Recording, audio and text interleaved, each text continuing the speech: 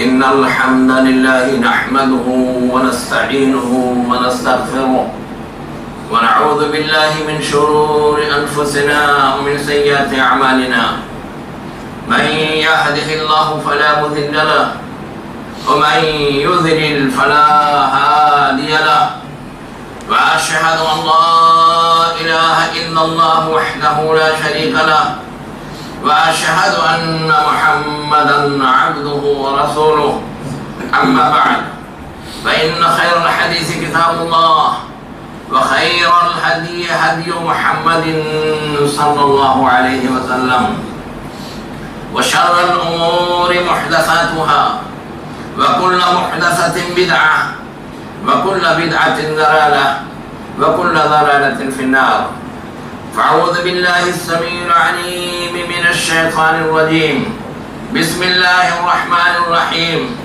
يقول الله سبحانه وتعالى في كتابه الكريم خذ من أموالهم صدقة تطهرهم وتزكيهم بها وقال النبي صلى الله عليه وسلم بني الإسلام على 5 شهادة أن لا إله إلا الله وأن محمد رسول الله وإقام الصلاة وإيتاء الزكاة وحج البيت من استطاع إليه سبيلا وصوم رمضان أو كما قال النبي صلى الله عليه وسلم. برادران اسلام اور خواتین ملت، یہ چیز ہم لوگ اپنی آنکھوں سے دیکھتے ہیں کہ اللہ تبارک و تعالی نے تمام انسانوں کو ایک طرح اور ایک درجے میں نہیں بنایا ہے. چنانچہ آپ دیکھتے ہیں کہ انسانوں میں کچھ لوگوں کو اللہ تعالی نے نبی بنایا اور کچھ لوگوں کو ان کا امتی بنایا. کچھ لوگوں کو بادشاہ اور حاکم بنایا اور کچھ لوگوں کو رعایا اور محکوم بنایا. کچھ لوگوں کو مالدار بنایا، کچھ لوگوں کو غریب بنایا. اسی طریقے سے بہت سارے ناحیے سے اللہ تبارک و تعالیٰ نے انسانوں میں ان کے درجات میں فرق رکھا ہے اور اس میں اس کی بہت ساری حکمتیں ہیں، بہت ساری مصلحتیں ہیں. مثال کے طور پر اپنے معاشرے کو اگر ہم دیکھتے ہیں کہ کچھ لوگ مالدار ہیں، کچھ لوگ غریب ہیں، تو اس میں بھی ایک حکمت ہے.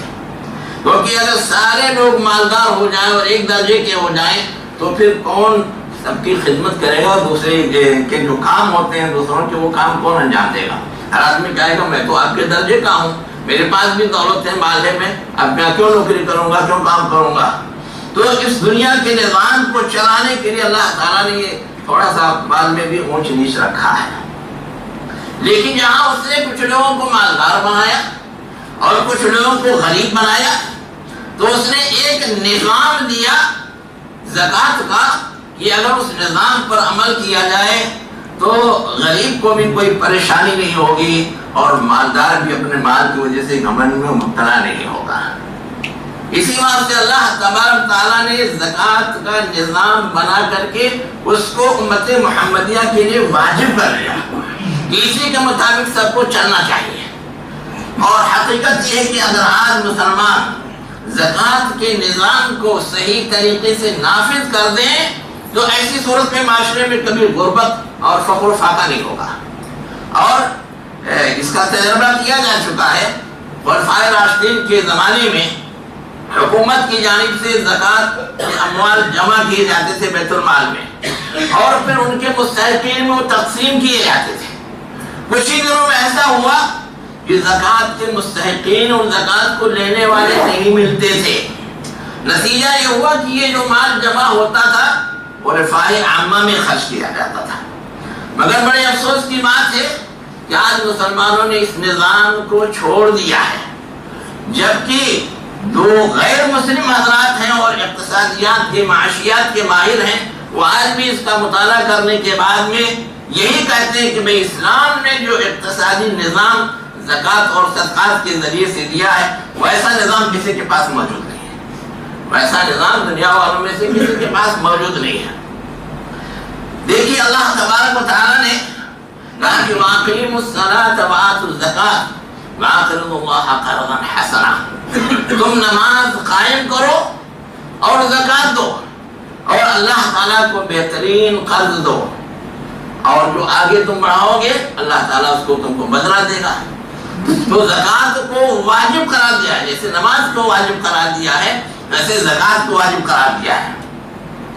اسی واسطے حضرت ابو بکر صدیق رضی اللہ تعالیٰ عنہ کے عہد مبارک میں جب کچھ لوگوں نے زکات دینے سے انکار کر دیا، بلکہ زکات کی فرضیت کا انکار کر دیا اور یہ کہا کہ ما جاء بقحافہ، یہ ابو بکر کو کیا ہو گیا ہے کہ ہم سے زکات مانگتے ہیں، جبکہ اللہ تعالیٰ نے تو نبی صلی اللہ علیہ وسلم کو خطاب کر کے کہا تھا کہ خذ من اموالہم صدقۃ تطہرھم وتزکیہم بہا، آپ ان مسلمانوں کے مال سے جو مالدار ہیں ان کے مال سے آپ زکات لیجیے، صدقہ لیجیے اور ان کے ذریعے سے ان کو پاک صاف کیجیے۔ تو اللہ تعالیٰ نے خطاب کیا تھا نبی صلی اللہ علیہ وسلم کو، ابو بکر کو تو نہیں خطاب کیا تھا، تو یہ کیوں لے رہے ہیں؟ اس طریقے سے زکات کی فرضیت کا انکار کر کے دینے سے انکار کر دیا۔ تو آپ کو معلوم ہوگا کہ ایسے ابو بکر صدیق رضی اللہ عنہ نے باقاعدہ ان سے قتال کا اعلان کیا۔ ایسے عمر رضی اللہ تعالیٰ عنہ کے پاس آئے اور کہا کہ آپ ان سے کیسے قتال کریں گے، جبکہ رسول اللہ صلی اللہ علیہ وسلم نے فرمایا ہے کہ جس نے لا الہ الا اللہ محمد رسول اللہ کہہ لیا، من قال لا الہ الا اللہ محمد رسول اللہ فقد عصم منی دماغہ ومالہ، اس نے اپنا مال اور اپنا خون ہم سے محفوظ کر دیا۔ یہ سب تو لا الہ الا اللہ محمد رسول اللہ کہتے ہیں، آپ ان سے کیسے قتال کریں گے، ان کے جان مال محفوظ ہیں۔ تو ابو بکر رضی اللہ عنہ نے کہا کہ واللہ الذی یفرق بین الصلاۃ والزکاۃ لأقاتلهم، جو نماز اور زکات میں جو ہے فرق کرے گا میں اس سے قتال کروں گا۔ یہ زکات مال کا حق ہے، یہ ان کے اوپر واجب ہے، ان کو دینا واجب ہے۔ عمر رضی اللہ عنہ کہتے ہیں سب سننے کے بعد میں مجھ کو اطمینان ہو گیا کہ اللہ نے حضرت ابو بکر کی سینے کو کھول دیا ہے، انشراح صدر انہیں حاصل ہے اور وہ حق پر ہے۔ تو بھائیو زکات معاملہ ایسا ہے کہ یہ واجب ہے، اسلام کے ارکان میں سے ایک اہم رکن ہے، اسلام کے فرائض میں سے ایک اہم فریضہ ہے۔ ابھی حدیث ہم نے آپ کو سنائی کہ رسول اللہ صلی اللہ علیہ وسلم نے فرمایا اسلام کی بنیاد 5 ہیں، ایک تو لا الہ الا اللہ محمد رسول اللہ کی گواہی دینا، دوسرے نماز قائم کرنا، تیسرے زکات دینا، چوتھے حج کرنا جس کے پاس اس کی استطاعت ہو، اور 5ویں رمضان مبارک کے روزے رکھنا۔ تو یہ اسلام کے ارکان میں سے، ارکان خمسہ میں سے ایک اہم رکن ہے۔ رسول اللہ صلی اللہ علیہ وسلم نے حضرت معاذ بن جبل رضی اللہ تعالیٰ عنہ کو یمن کی طرف بھیجا، داعی اور مبلغ بنا کر کے، تو ان سے کہا انک تاتی قوم من اہل کتاب، تم اہل کتاب کے قوم کے پاس آؤ گے، فإنک تدعوهم إلى شہادت اللہ الہ الا اللہ وان محمد رسول اللہ، جو تم ہے لا الہ الا اللہ محمد رسول اللہ کی سب سے پہلے دعوت دینا۔ فإنهم أجابوا لذلك، اگر اس بات کو قبول کر لیتے ہیں کہ واقعی اللہ کے سوا کوئی معبود برحق نہیں ہے اور محمد صلی اللہ علیہ وسلم اللہ کے رسول ہیں، اگر اس کو مان لیتے ہیں فأخبرهم بأن الله قد فرض عليهم 5 صلوات في اليوم والليلة، تو انہیں یہ بتانا کہ اللہ تعالیٰ نے ان کے اوپر شب و روز میں ملا کے 5 وقتی نمازیں فرض کی ہیں۔ فإنهم أطاعوا لذلك، اگر وہ اس بات کو بھی تسلیم کر لیتے ہیں اور نماز پڑھنے لگتے ہیں فأخبرهم بأن الله قد فرض عليهم صدقة تؤخذ من أغنيائهم وترد إلى فقرائهم، تو انہیں یہ بتانا کہ اللہ نے ان کے اوپر زکات فرض کی ہے جو ان کے مالداروں سے لی جائے گی اور غریبوں میں تقسیم کی جائے گی۔ فإنهم أطاعوا لذلك، اگر وہ اس کو مان لیتے ہیں فإياك وكرائم أموالهم، تو ان کے بہت اچھے مالوں کو چن کر کے زکات میں مت لینا، کیونکہ انہوں نے کھیتی کیا ہے، باغ لگائے ہو، ہر قسم کا ہے، دوستوں اچھے تم ہی چن کے لے لو گے، جانور پالے اچھے لے لو گے تو ان بیچاروں کی بھی تو کچھ خواہش ہے، کچھ دلی تمنا ہے، تو اس واسطے اوسط درجے کا لینا، ان کے بہت اچھے مالوں کو چن کر لینے سے بچنا۔ وَإِيَّاكَ دَعْوَةَ الْمَظْلُومِ، اور مظلوم کی بد دعا سے بچنا۔ فَإِنَّهُ لَيْسَ بَيْنَهَا وَبَيْنَ اللَّهِ حِجَابٌ، اس لیے کہ مظلوم کی بد دعا میں اور اللہ کے درمیان میں کوئی حجاب، کوئی آڑ اور کوئی پردہ نہیں ہے، مظلوم کی دعا ڈائریکٹ اللہ کے دربار میں پہنچتی ہے اور وہ قبولیت حاصل کرتی ہے۔ تو دیکھیں یہاں بھی حضرت معاذ بن جبل رضی اللہ تعالیٰ کو رسول اللہ نے یہ بتایا تھا کہ جب لا الہ الا اللہ محمد رسول اللہ کے لوگ شہادت دے دیں نماز پڑھنے لگے تو انہیں زکوٰۃ کا مسئلہ ان کے معلوم ہے زکوٰۃ ہے جو مالداروں سے لی جائے گی. اور زکوٰۃ کا فائدہ یہ ہے کہ اس کے ذریعے سے معاشرے میں موجود کمزور طبقوں کے کھانے پینے کا جو ہے انتظام ہو جاتا ہے اور اونچ نیچ کا وہ احساس باقی نہیں رہتا ہے کہ جس کی وجہ سے آپس میں مسلمانوں میں ایک دوسرے سے دشمنی ہو, ایک دوسرے سے عداوت ہو, بلکہ زکوٰۃ دینے کی وجہ سے ان کے درمیان محبت پیدا ہوتی ہے, ایک دوسرے کے ساتھ تعلق قائم ہوتا ہے. ہمارے پڑوس میں غریب آدمی رہتا ہے, ہم زکوٰۃ کا مال صدقے کا مال نکال کر کے اس سے پال لے جاتے ہیں, بھائی اللہ نے ہم کو حکم دیا تھا کہ آپ کی مدد کریں, یہ اتنے % ہمارے پرواری تھے یہ آپ کے لیے لے کے آیا ہوں, آپ کھائیے پیجیے پھر بات خوش ہو جائے گا کہ ہمارا پڑوسی ہم کو ہمارا خیال رکھتا ہے. اور اگر آپ ہار سے اچھی اچھی چیزیں کھاتے ہیں, پہنتے ہیں, مکان آپ کا بہت اچھا ہے, گاڑیاں ہیں, سب کچھ ہے, آپ کے بغل میں ایک غریب مسلمان بیچارہ بھوکوں مرتا ہے, اس کے یہاں فاقہ ہوتا ہے, پہننے کے لیے کپڑے نہیں ہیں, تو آٹومیٹک دونوں کے درمیان میں ایک طرح سے دشمنی پیدا ہوگی. ہمارے بغل میں رہ کر کے اتنے ٹھاٹ باٹ سے رہتا, کھاتا پیتا اور ہمارا ذرا بھی خیال نہیں کرتا, کیا ہمارا کوئی حق نہیں ہے؟ ہو سکتا ہے اللہ کی بھی شکایت کر رہی ہے, اللہ نے اس کو اتنا مالدار بنا دیا, ہم کو اتنا غریب بنا دیا, تو بہت سارے فتنے پیدا ہوتے ہیں. اس واسطے ان سارے فتنوں کو ختم کرنے کے لیے اللہ تعالیٰ نے زکوٰۃ کا ایک نظام بنایا اور اس کو واجب قرار دیا. چنانچہ رسول اللہ صلی اللہ علیہ وسلم فرماتے ہیں کہ اگر کسی کے پاس سونا چاندی نصاب تک کا ہے اس پہ زکوٰۃ واجب ہوتی ہے, مگر وہ زکوٰۃ نہیں نکالتا ہے تو قیامت کے روز اسی سونے اور چاندی کو کے پلیٹ بنائے جائیں گے اور اس کو جہنم کی آگ میں خوب گرم کیا جائے گا اور گرم کر کے اس کی پیشانی کو, اس کی پیٹھ کو, اس کے پہلو کو داغا جائے گا اور یہ داغتے رہیں گے یہاں تک کہ یہ ٹھنڈا ہو جائے گا, پھر گرم کریں گے, پھر داغیں گے. اس طریقے سے ایک ایسا دن جس کی مقدار 50,000 سال کے برابر ہے, یہ اس کو اس طرح سے عذاب دیا جاتا رہے گا, اس کو سزا دی جاتی رہے گی. لوگوں نے کہا کہ اللہ کے رسول یہ تو سونے چاندی کا معاملہ ہوا, قرآن نے بھی کہا ہے الذین یکنزون الذهب ولا ينفقونها فی سبیل اللہ فبشرهم بعذاب علیم یوم یحمى علیہا فی نار جہنم الی آخر الآیہ. تو قرآن نے بھی اس مسئلے کو بیان کیا ہے. لوگوں نے کہا اللہ کے رسول اگر کسی کے پاس اونٹ ہے اور اونٹوں کی زکوٰۃ نہیں دیتا تو رسول اللہ نے فرمایا کہ قیامت کے دن اس کے لیے ایک بڑا میدان برابر بنا کر کے اس پر اس کو لٹا دیا جائے گا. اس کے بعد میں اس کے جتنے اونٹ ہیں سب کو لائن سے لگا دیں گے, ان میں سے کوئی دبلا پتلا نہیں ہوگا, سب موٹے فربے اور اچھے قسم کے ہوں گے. پھر ان اونٹوں کو کہا جائے گا کہ اس کو اپنے پاؤں سے کچلو اور اپنے منہ سے کاٹو. اس طریقے سے ایک ایک اونٹ اس کو اپنے پاؤں سے کچلتے ہوئے اور منہ سے کاٹتے ہوئے آگے بڑھے گا اور پھر وہ گھوم کر کے ادھر سے آ کر کے پھر لائن میں لگ جائے گا.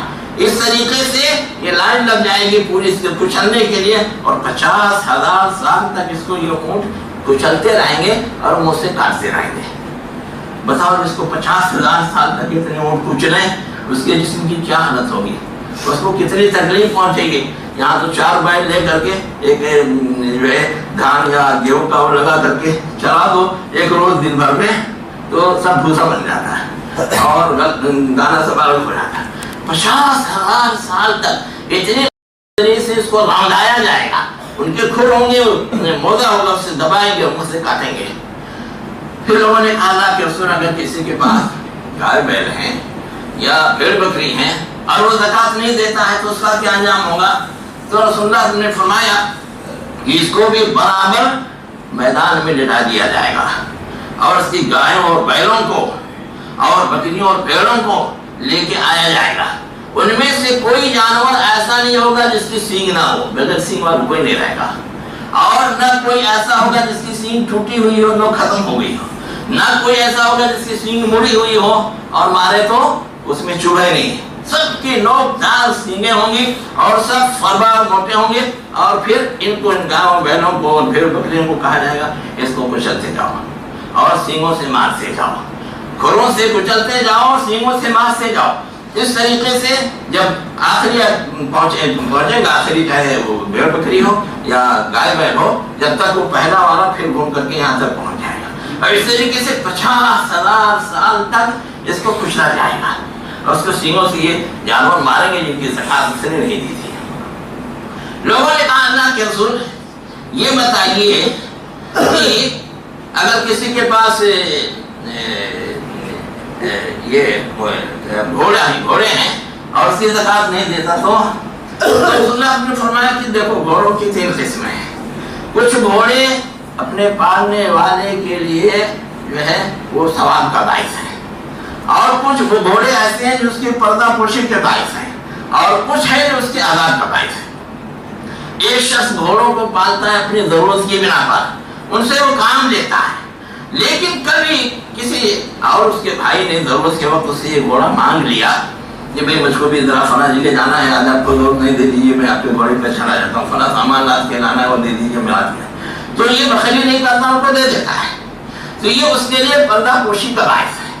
اور ایک آدمی ہے جسے گھوڑے رکھے ہیں جہاد فی سبیل اللہ کے لیے، تو اس نے جس میدان میں ان گھوڑوں کو رکھا ہے تو جتنا گھاس چارہ کھائیں گے اس کے برابر ثواب ملے گا، جتنا پانی پیے کریں اس کے برابر ثواب ملے گا۔ اگر کبھی رسی توڑا کر کے یہ گھوڑے یا کوئی گھوڑا بھاگا تو جتنی دور وہ چکر لگا کر کے بھاگے گا ان سب کے برابر بھی اس کو ثواب ملے گا، اور اگر بھاگتے بھاگتے پیشاب خانہ کر دیا تو اس کے برابر بھی ثواب ملے گا۔ اگر بھاگ کر کے گیا اور کوئی نہر کوئی ندی تھی اس میں سے جا کے اس نے پانی پیا، حالانکہ یہ پلانا نہیں چاہتا تھا، تو اس کے برابر بھی اس کو ثواب ملے گا۔ تو یہ گھوڑا اس کے لیے اجر و ثواب کا باعث ہے۔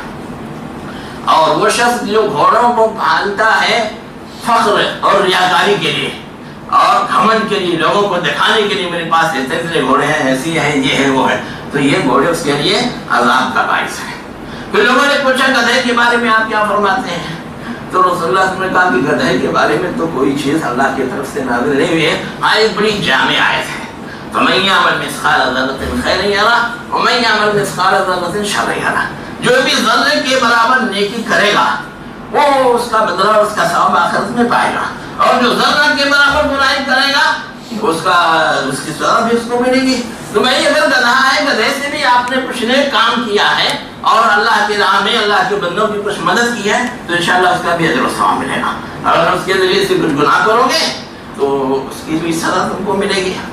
تو میں کہنا چاہتا ہوں کہ دیکھیے زکوٰۃ کی فرضیت کتنی شدید ہے کہ اس کے نہ دینے والوں کے لیے یہ سب عذاب بتایا گیا ہے۔ ایک روایت میں تو یہ ہے کہ ان کو اللہ تعالیٰ نے مال دیا اور اس مال کی وہ زکوٰۃ نہیں دیتے حالانکہ نصاب کو پہنچ گیا ہے، تو ایسے مال کا قیامت کے روز بہت زہریلا نر سانپ بنایا جائے گا، اور سانپ کو اس سے گلے میں تاؤ کی طرح لٹکا دیں گے اور پکڑ کے جبڑا جوڑ سے نوچے گا، کاٹے گا اور کہے گا انا مالو کا وانا کنزو کا، میں تمہارا مال ہوں، میں تمہارا خزانہ ہوں، جو جمع کر کے دنیا میں رکھتے تھے اور زکوٰۃ نہیں دیتے تھے، تو یہ مال اس کے لیے اژدہا بن کر کے اس کو کاٹے گا اور اس کو عطیہ دے گا۔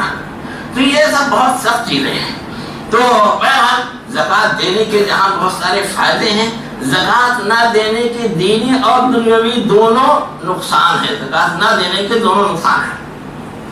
رسول اللہ صلی اللہ علیہ وسلم نے فرمایا ما خالطت الزکوٰۃ مالا الا اهلكته، زکوٰۃ جب کسی مال میں مل جاتی ہے تو اس مال کو برباد کر دیتی ہے۔ زکوٰۃ جب کسی مال میں مل جاتی ہے تو وہ زکوٰۃ اس مال کو برباد کر دیتی ہے۔ کیسے؟ محدثین نے اس کے 2 طریقے بتائے ہیں۔ دیکھا کہ ایک آدمی کے پاس اتنا مال ہے کہ اس میں زکوٰۃ واجب ہے، مگر وہ زکوٰۃ نکالتا نہیں ہے، زکوٰۃ دیتا نہیں ہے، زکوٰۃ کی رقم اس کے مال میں ملی رہتی ہے، تو اس کی وجہ سے اس کا مال تباہ ہو جائے گا، اس کا مال برباد ہو جائے گا۔ دوسری شکل یہ بتائی ہے، ایک مالدار آدمی ہے اور ماشاءاللہ کھاتا پیتا ہے، وہ زکوٰۃ کا مستحق نہیں ہے، لیکن اس کے باوجود بھی جا کے زکوٰۃ مانگتا ہے اور حساب کر کے لیتا ہے اور لا کر کے پھر اپنے مال میں ملاتا ہے، تو ایسی صورت میں یہ زکوٰۃ جو غیر مستحق ہونے کے ساتھ ساتھ میں اس نے لے لیا اور لا کے اپنے مال میں ملایا ہے، یہ زکوٰۃ کی رقم، یہ زکوٰۃ کا مال اس کے مال کو تباہ کر دے گا۔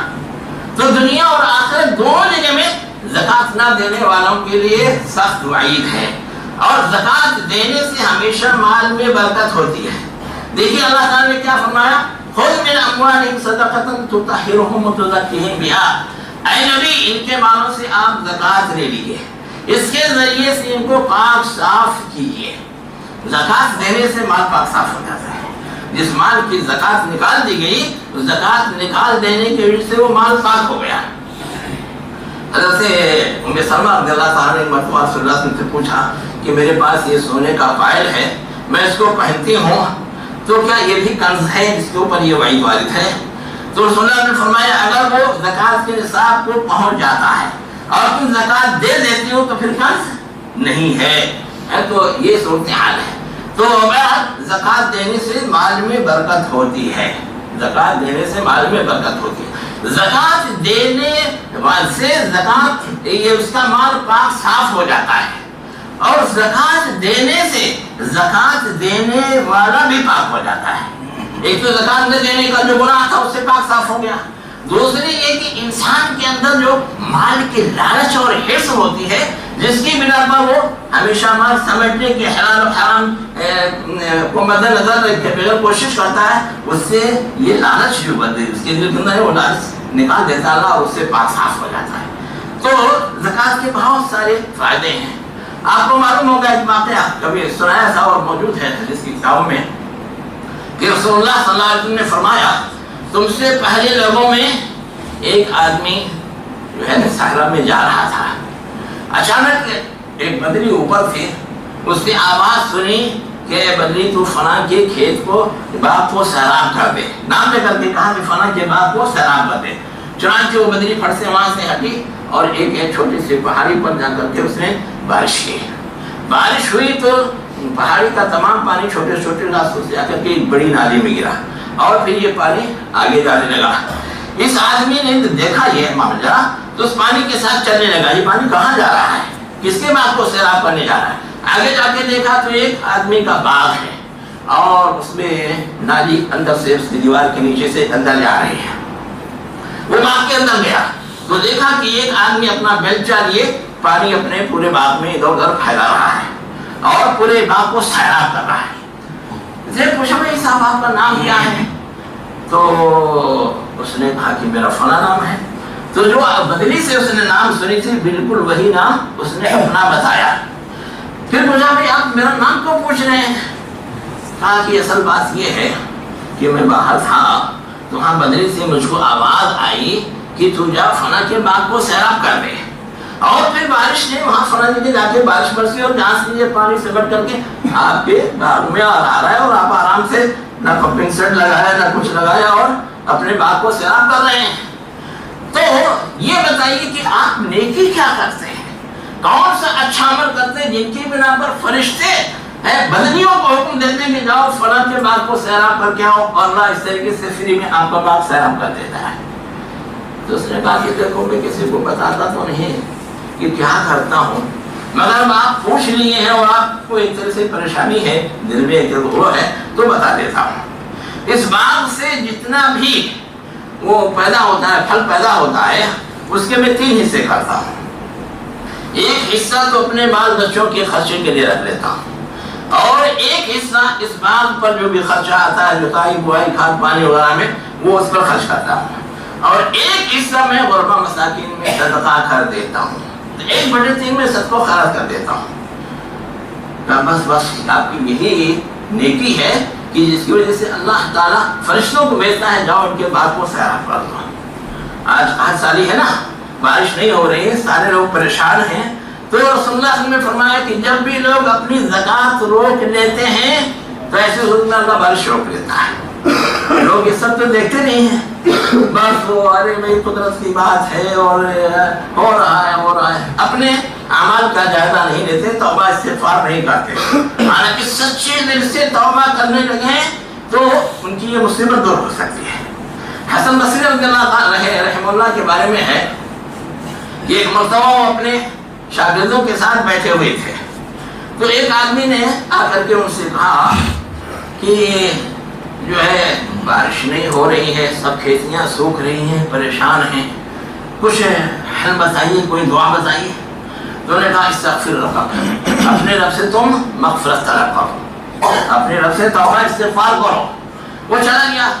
تھوڑی دیر میں ایک آدمی آگے کہتا ہے کہ شادی کی ہوئی 8-10 سال ہو گئے، میاں بیوی دونوں تندرست ہیں، ڈاکٹری بھی کرا لیا، کوئی گڑبڑ نہیں ہے، کوئی بچے نہیں پیدا ہو رہے ہیں، آج تک اولاد سے محروم ہوں، तो हसन बसरी रहमतुल्लाह अलैह ने कहा इस्तगफिर रब्बक, अपने रब से जाके तौबा इस्तिगफार करो। फिर एक आदमी आया, उसने कहा कि बाग अपने पास है, मगर बाग में कुछ पैदा नहीं हो रहा है, दरख्त उसमें नहीं हो रही, बस ऐसे लगा हुआ है, तो आप कुछ दुआ बताइए। तो कहा कि इस्तगफिर रब्बक, जाओ अपने रब से तौबा इस्तिगफार करो। शागिर्द जो बैठे हुए थे वो कहते हैं कि अजीब बात मैं आपसे सुना हूँ, जो भी आता है कोई अपनी परेशानी बताता है और आपसे कोई नुस्खा पूछता है, कोई दुआ पूछता है, तो आप कह देते हैं इस्तगफिर रब्बक, इस्तगफिर रब्बक, सबको एक चपट देते चले जाते हैं, अल्लाह से तौबा करो, अल्लाह से तौबा करो। तो हसन बसरी रहमतुल्लाह अलैह ने कहा कि अरे भाई ये मेरा नुस्खा नहीं है, ये रब्बानी नुस्खा है, अल्लाह का नुस्खा है। सूरह नूह पढ़ो, उसमें अल्लाह ताला का फकुलतु अस्तगफिरू रब्बकुम इन्नहु काना गफ्फारा युरसिलिस समाअ अलैकुम मिदरारा व युमदिदकुम बिअमवालिन व बनीन व यजअल लकुम जन्नातिन व यजअल लकुम अनहारा। तुम अपने रब से मग़फ़िरत तलब करो, वो बड़ा रहम करने वाला और बख्शने वाला है, वो तुम्हारे ऊपर मूसलाधार बारिश भेज देगा, और तुम्हारी मदद करेगा माल के जरिए से भी और औलाद के जरिए से, और तुम्हारे लिए बागात बना देगा, नहरें बना देगा। तो ये तो अल्लाह ताला ने खुद ही बताया है। अब सच्चे दिल से तौबा करो तो तुम्हारे मसाइल हल हो जाएंगे। एक मरतबा हज़रत उमर बिन खत्ताब रज़ियल्लाहु अन्हु गए इस्तिस्क़ा के लिए, बारिश तलब पाने के लिए, तो खाली खड़े होकर तौबा करते रहे, अस्तग़फ़िरुल्लाह रब्बी मिन ज़ंब, और बारिश हो गई। तो ये आसान नुस्खा है, सबसे अच्छा नुस्खा है, तो ये तौबा इस्तिग़फ़ार करना चाहिए। बहरहाल मैं ये बता रहा था कि ज़कात देने के बहुत सारे फ़वाइद हैं और एक फरीज़ा है, और उसके तर्क पर जो है सख्त किस्म की वईदें हैं, दुनिया में भी और आखिरत में भी उसका अज़ाब है। अब देखिए ज़कात एक तो सोने चांदी के अंदर वाजिब होती है, और भी बताया कि जो सोने चांदी की ज़कात नहीं देते, यही सोने चांदी आखिरत में जो है प्लेट बना करके गर्म करके उनकी पेशानी को, पीठ को और पैरों को दागा जाएगा, ये इतनी बड़ी सजा दी जाएगी। लेकिन सोने और चांदी में ज़कात उस वक्त वाजिब होती है जब एक तो निसाब को पहुंच जाए, एक तो निसाब को पहुंच जाए, दूसरे हौलाने हौल हो, एक साल उसके ऊपर गुजर जाए। सोने का निसाब आप जानते होंगे, हज़रत इब्न अब्बास रज़ियल्लाहु अन्हु की रिवायत है, लैसा अलैकुम शैउन फ़िज़्ज़ा हत्ता यब्लुग़ 20 दीनार, सोने में तुम्हारे ऊपर कुछ ज़कात वाजिब नहीं है जब तक कि 20 दीनार को न पहुंच जाए। और 20 दीनार के 7.5 तोले बनते हैं, 20 दीनार के 7.5 तोले बनते हैं, जिनके 85 ग्राम अभी उलमा इकराम अमूमन लिखते हैं, कुछ ज़्यादा भी लिखते हैं, लेकिन 85 ग्राम आमतौर से है। तो जिसके पास 85 ग्राम या 7.5 तोला सोना है, उसके बाद फिर ये साल भर उसके पास रह गया, हौलाने हौल हो गया, तो उसके ऊपर अब ज़कात वाजिब हो गई। कितनी ज़कात वाजिब होगी? 2.5% के हिसाब से, या तो भाई उसी में से निकाल दो, या फिर बाजार में जाके पूछो इस सोने की जो हमारे पास है फिलहाल कितनी कीमत है, जितनी कीमत जितने रुपए उसके बनते हों 2.5% के हिसाब से उसकी ज़कात निकालनी है। तो ये तो सोने का मसला है। चांदी का निसाब जो है वो 5 रुपया है। नबी सल्लल्लाहु अलैहि वसल्लम ने फरमाया है कि 5 रुपये से कम में ज़कात नहीं है, और 5 रुपये का 52.5 तोला बताते थे, 595 ग्राम आज लोग उसका बताते हैं। तो जिसके पास इतनी चांदी हो और साल गुजर गया हो, उसके ऊपर भी उसकी ज़कात निकालनी वाजिब है। इसके भी ज़कात निकालने की शक्ल वही होगी कि या तो बाजार में इसकी कीमत मालूम करके जितने रुपए बनते हो 2.5% के हिसाब से ज़कात निकाल दो, या फिर चांदी में से निकाल दो। देखो सोने चांदी का मामला ऐसा है कि ये सोना चांदी चाहे जेवरात की शक्ल में हो, और ये जेवरात चाहे औरतें घर में पहनती हों, लोगों को शादी वगैरह के मौके पर आदियतन भी दे देती हों, या नहीं पहनती हैं, तिजारत के लिए है, या सिक्के की शक्ल में है, जैसे रसूलुल्लाह के ज़माने में दिरहम और दीनार थे, या ये कि जो है डली की शक्ल में, बिस्किट की शक्ल में हो, जिस शक्ल में भी ये सोने चांदी हैं उनके ऊपर ज़कात वाजिब है। जैसे और चीज़ों का है कि अगर घर के इस्तेमाल के लिए है तो ऐसी सूरत में इसमें ज़कात नहीं, लेकिन सोने चांदी ये सिर्फ उससे मुस्तना है, चाहे घर के इस्तेमाल के लिए हो या इस्तेमाल के लिए ना हो, उनके ऊपर ज़कात वाजिब है। दलीलें बहुत सारी मौजूद हैं। एक मरतबा रसूलुल्लाह सल्लल्लाहु अलैहि वसल्लम के पास 2 औरतें आई और उनके हाथ में मोटे मोटे सोने के कंगन थे। पूछा तुम इनकी ज़कात देती हो? उन्होंने कहा ज़कात तो नहीं देती है। تو کہا کیا تم کو پسند ہے کہ ان کے بدلے میں قیامت کے روز تم کو آپ کے کنگن پہنائے جائیں؟ انہوں نے کہا نہیں. تو کہا پھر ان کے زکات دو، ان کے زکات دو. حضرت عائشہ رضی اللہ تعالیٰ کہتی ہیں کہ کچھ چاندی کی انگوٹھیاں میں نے بنوائی اور انگلی میں پہنے ہوئی تھی کہ رسول اللہ صلی اللہ علیہ وسلم آئے. مجھے عائشہ یہ کیا ہے؟ میں نے کہا آپ کے لیے زیب و زینت کے واسطے میں نے یہ کچھ انگوٹھیاں بنا لی. کہا ان کی زکات دیتی ہو؟ کہا زکات نہیں دیتی. کافی یہ تمہارے لیے عذاب کے واسطے کافی ہے. تو اس طرح کی بہت ساری حدیثیں موجود ہیں جن سے معلوم ہوتا ہے کہ سونے چاندی میں مطلقاً زکات ہے، چاہے استعمال ہی کے لیے کیوں نہ ہو. کچھ لوگ کہتے ہیں کہ کسی کو عادتاً دے دیا کرو، ادھار دے دیا کرو پہننے کے لیے تو ہو جائے گا. اس سے بھی نہیں ہوگا، باقاعدہ زکات دینی پڑے گی. اس کے علاوہ اگر آپ کے پاس نوٹ ہیں، کاغذی سکے ہیں، کیونکہ سونا چاندی کا بہت سکہ چل رہا ہے، تو کاغذ کے نوٹ ہیں تو ان کے اوپر بھی زکات واجب ہے. اور ان کا طریقہ یہ ہے کہ آپ جو نوٹ ہیں، جو روپے ہیں، چاہے بینک میں جمع ہیں، چاہے گھر میں تجوری میں رکھا ہے، چاہے دکان میں ہے، چاہے جہاں جہاں بھی ہیں، سارے نوٹوں کو جمع کر کے دیکھو یہ جو روپے ہمارے پاس ہیں ان سے کیا 52.5 تولہ چاندی خرید سکتے ہیں کہ نہیں خرید سکتے. اگر 52.5 تولہ اور اس سے زیادہ چاندی کی یہ قیمت بن رہی ہے تو ایسی صورت میں ان میں بھی زکات واجب ہے اور وہی 2.5% کے حساب سے اس کی زکات نکالیں گے. نکالتے وقت مال سیارت ہے.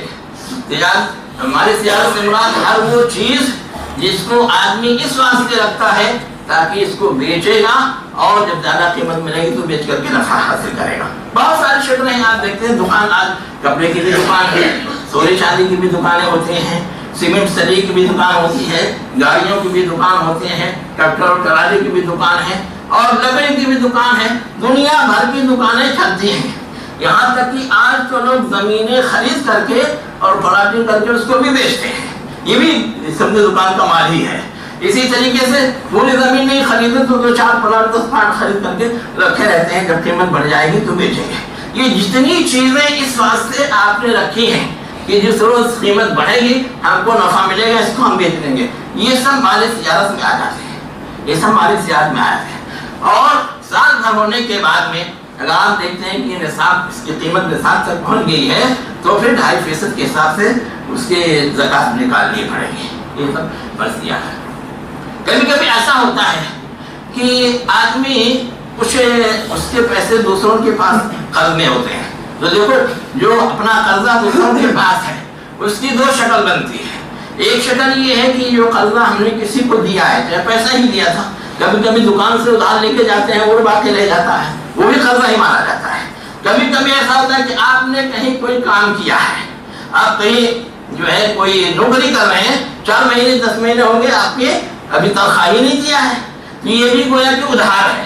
ان سب کو آپ دیکھیے تو ایک شکل یہ ہوتی ہے کہ جو قرض ہے، جو ادھار ہے دوسرے کے ذمہ آپ کا، اس کے ملنے کی امید ہے، اس واسطے کہ جس کے ذمہ ہے وہ اقرار کر رہا ہے اور دینے کے لیے کہہ رہا ہے، آپ کے پاس ثبوت ہے. تو ایسی صورت میں آپ کو چاہیے کہ جیسے سال پورا ہو جائے اس کی زکات نکال دیا کریں. اور اگر جو ہے نہ نکالیں تو کم سے کم نوٹ کر کے رکھیں. ابھی بہت سے پلاٹ والے یہ فون کرتے ہیں کہ صاحب پلاٹ تو ہمارے پاس اتنا ہے مگر اتنی زکات دینے کے لیے پیسہ نہیں ہے، میں انتظار کر رہا ہوں ذرا ریٹ بڑھے تب پلاٹ بیچتا ہوں اور زکات دے دوں گا. میں نے کہا اس کو نوٹ کرو، آج تمہارے پلاٹ کی کیا قیمت ہے اور لکھو کہ بھی اس کی زکات میں نے نہیں دی، اتنا پیسہ میں اس کی زکات میرے اوپر واجب ہے.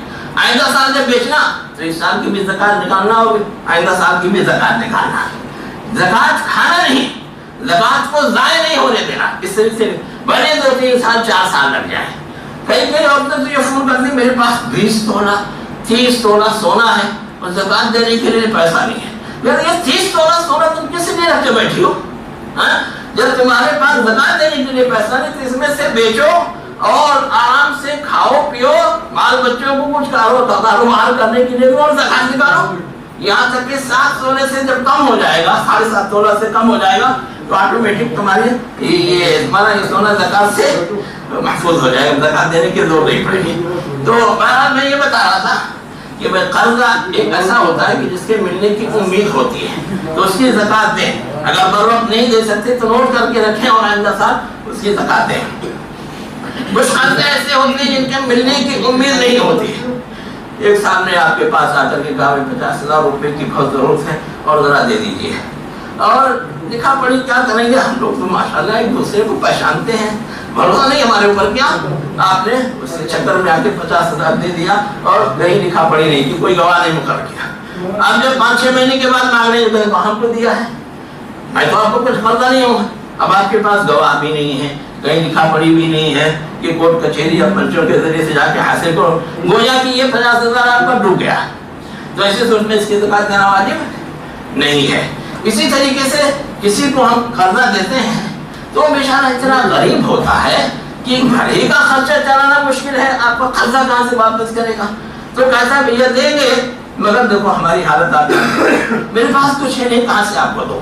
तो ऐसी सूरत में लगता है कि अब ये नहीं दे पाएगा, सूरत हाल जो उसके घर की है लगता नहीं दे पाएगा, तो इस वक्त भी आपके ऊपर ज़कात देना वाजिब है। हाँ, कभी जिससे आप मायूस हो गए थे उसने जो है ला करके आपका कर्जा अदा कर दिया, चाहे ये गरीब हो चाहे वो जालिम हो, ला करके कभी अल्लाह हिदायत दे देता है, ला के दे देते हैं, तो फौरन 1 साल की ज़कात आप उसका निकाल दीजिए।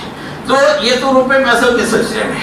इसी तरीके से माल तिजारत के सिलसिले में हमने बताया कि ये सारी चीज़ें जो माल तिजारत हैं, जब साल पूरा हो जाए और उसकी कीमत निकाल करके देखें कि निसाब को पहुंच गया है, तो ऐसी सूरत में फिर सबको जोड़ करके और आपका कर्जा और किसी के पास है उसको जोड़ करके और पैसे आपके जहाँ कहीं हैं सबको जोड़ करके सबकी ज़कात आप निकाल दीजिए, सबकी ज़कात आप निकाल दीजिए। तो माल तिजारत में भी ज़कात है और उसकी एक एक आपकी दुकान जितनी है एक एक सामान की कीमत जोड़ी है, इतना आज के भाव से जो थोक में खरीदते हैं उस रेट से सारे सामान की कीमत जोड़ी है।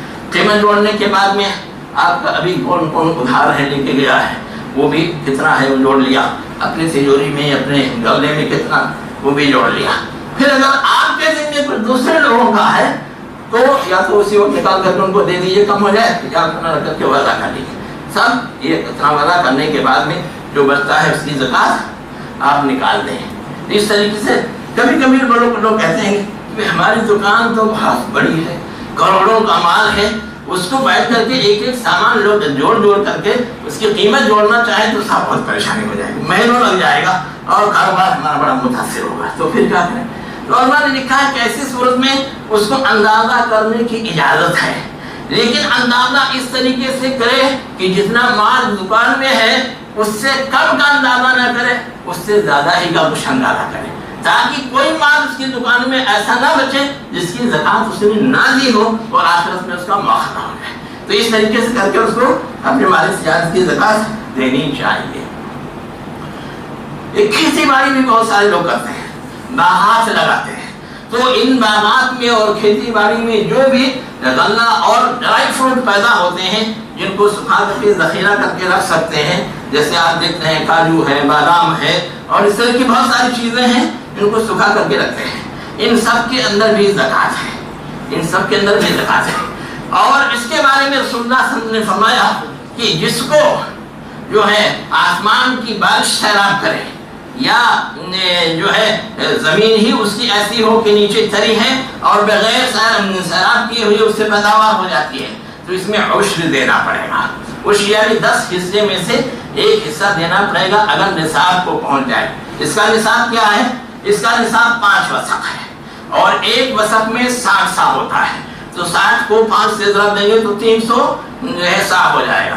300 सा का उम्मन लोगों ने 6 क्विंटल 53 किलो बताया है, 6 क्विंटल 53 किलो बताया है और बाद लोगों ने 30 किलो भी लिखा है, लेकिन आमतौर से 53 किलो होता है। तो अगर किसी के खेत में चाहे गेहूं बोया हो, चाहे जौ बोया हो, चाहे चावल बोया हो, कुछ भी जो भी बोया है, अगर 6 क्विंटल और 53 किलो पैदा होता है तो ऐसी सूरत में जैसे खलियान से उसको उठाएंगे, साफ सुथरा करेंगे, उसकी ज़कात निकालनी पड़ेगी, वो शिया इससे वो शिर निकालना पड़ेगा। अगर उसमें अपनी तरफ से पानी डाल करके जो है किया है तो ऐसी सूरत में 20 मन में या 20 क्विंटल में 1 क्विंटल देंगे।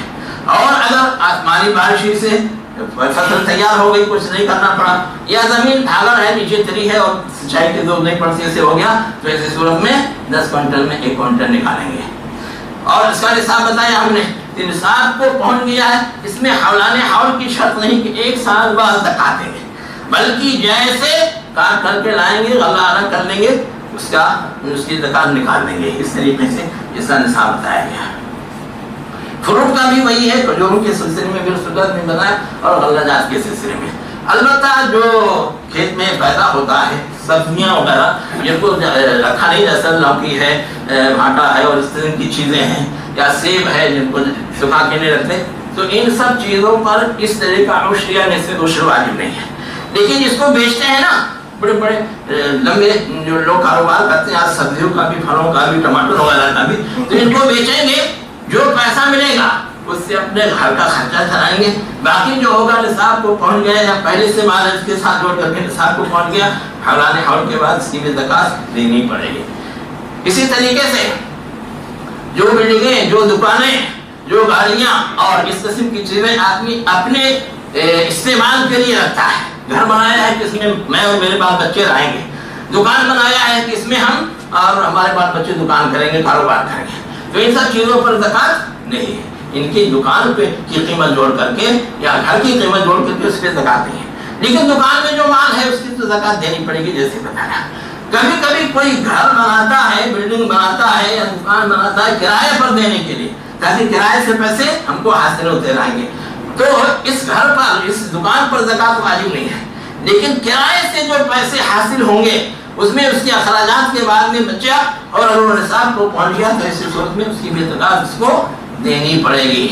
اسی طریقے سے اگر کسی کے پاس جانور ہے، جانور کو اس نے پال رکھا ہے کس لیے؟ تاکہ ان کی نسل میں اضافہ ہو، ان کی نسل میں اضافہ ہو اور دودھ وغیرہ ہو، ہم ان کو بیچتے رہیں گے. تو ایسی صورت میں اگر یہ جانور نصاب کو پہنچ جاتے ہیں، نصاب کا جیسے اونٹ ہے، کم سے کم آدمی کے پاس 5 اونٹ ہو تو سمجھیے وہ نصاب کو پہنچ گیا. 5 اونٹ میں 1 بکری دینی پڑے گی، 10 اونٹ ہے تو 2 بکری دینی پڑے گی، 15 ہے تو 3 دینی پڑے گی، 20 ہے تو 4 دینی پڑے گی، 25 ہے تو 1 سال کا اونٹ یا اونٹنی کا بچہ جو ہے دینا پڑے گا. اس طریقے سے ہے. اسی طریقے سے اگر کوئی بکریاں پالے ہوئی ہیں تو اگر 40 یا اس سے زیادہ بکریاں ہیں تو زکات اس کے اوپر واجب ہوگی. 40 سے کم بکریاں ہیں تو اس کے اوپر زکات واجب نہیں ہوگی. 40 سے لے کر کے 120 تک 1 بکری ہے، 121 سے لے کر کے 200 تک 2 بکری. اس طریقے سے پورا اس کا نظام ہے، تو اس کو جاننے کی ضرورت ہے. اگر کسی کے پاس گائے بیل ہیں، بھینس ہے اور وہ بھی جو ہے نصاب کو پہنچ گئے ہیں تو 30 سے گائے یا بیل پر جو ہے 1 سال کا بچہ اس کا جو ہے دینا پڑتا ہے. اس طریقے سے کا نصاب ہے. تو سب سے پہلی شرط یہ کہ نصاب کو پہنچ جائے. اگر نصاب سے کم ہے تو ان کے اوپر زکات واجب نہیں ہوگی. دوسری شرط یہ ہے کہ جو ہے ان کے اوپر 1 سال گزر جائے تو ایسی صورت میں زکات واجب ہوگی. تیسری شرط یہ کہ یہ جانور جو پال کے رکھے ہیں وہ سال کے اکثر بیشتر حصے میں میدان میں چلتے ہیں، الگ سے چارہ خرید کر کے نہیں کھلانا پڑتا ہے. اور اگر چارہ گھر سے کھلانا پڑتا ہے اور کہیں سال بھر میں 2-4 دس روز 1 مہینہ چل لیا تو ایسی صورت میں پھر ان کے اوپر زکات واجب نہیں ہوئی. تو یہ 3 شرطیں ہیں. ایک بات یہ بھی بتاؤں کہ یہ جو جانور اپنے پاس ہیں تو کچھ جانور تو اس مقصد سے لوگ رکھتے ہیں.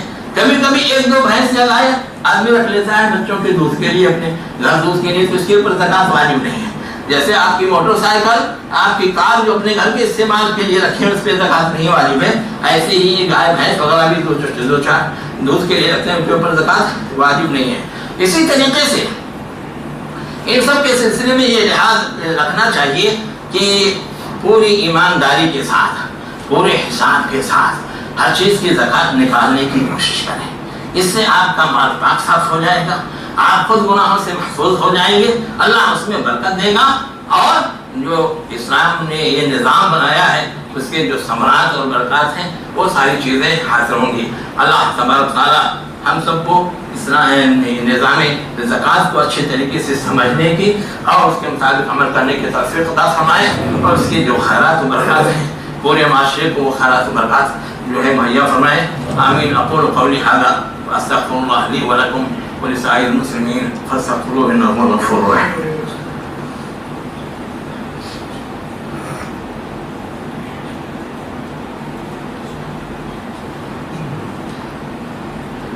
إن الحمد لله نحمده ونستعينه ونستغفره ونعوذ بالله من شرور أنفسنا ومن سيئات أعمالنا من يهده الله فلا مضل له ومن يضلل فلا هادي له وأشهد أن لا إله إلا الله وحده لا شريك له وأشهد أن محمدا عبده ورسوله أما بعد فإن خير الحديث كتاب الله وخير الهدي هدي محمد صلى الله عليه وسلم وشر الأمور محدثاتها وكل محدثة بدعة وكل بدعة ضلالة وكل ضلالة في النار فأعوذ بالله السميع العليم من الشيطان الرجيم بسم الله الرحمن الرحيم إن الله وملائكته يصلون على النبي يا أيها الذين آمنوا صلوا عليه وسلموا تسليما اللهم صل على محمد وعلى آل محمد كما صليت على إبراهيم وعلى آل إبراهيم إنك حميد مجيد